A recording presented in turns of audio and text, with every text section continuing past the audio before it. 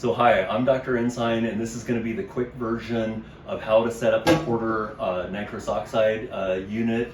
It's stored in room 8 here at Barton. So the first step is you got to get this thing out of storage and get the supply tubing for it and consent your patient. And then you got to plug this thing in, and then you have to plug it into wall oxygen. And then out of the supply pouch, you got to get, if there's only one suction outlet in the room, you have to get the splitter for the suction, and that plugs into your wall suction outlet. Then you plug your suction canister, in case the patient has some vomiting, into one side of the splitter, and you plug the scavenger suction line, this gray colored line, plugs in the other side.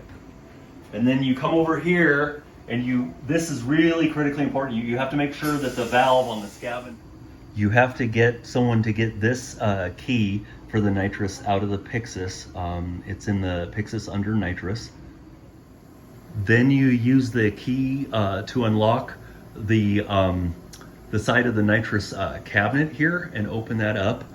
And inside is the nitrous tank, and you have to use the valve wrench here and turn the nitrous tank on.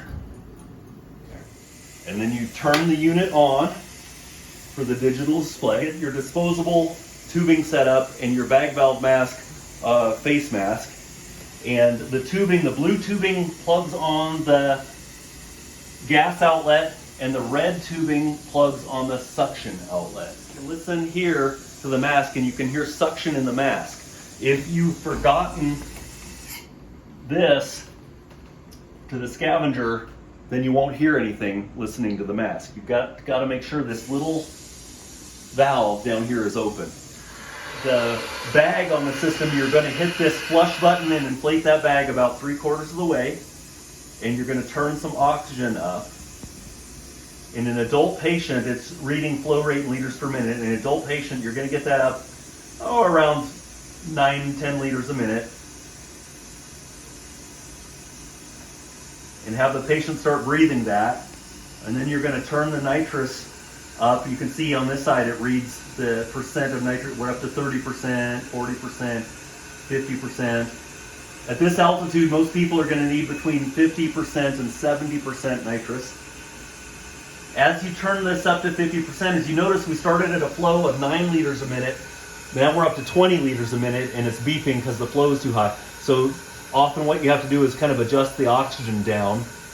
Oftentimes I find a sweet spot at around 13.5 liters per minute total combined flow. So I'm about there, and we'll say if 50% nitrous isn't enough, then I can turn the nitrous up. See, it's alarming because the flow is high again. So now we're going to turn the oxygen down a little bit, maybe. Now we're up to 60% nitrous. Anyway, you can continue adjusting these dials until you get the amount of flow that you need. Okay.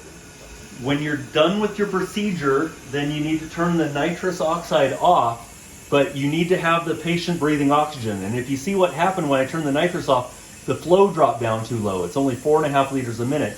So I need to turn that back up to say maybe 9 or 10 for an adult patient.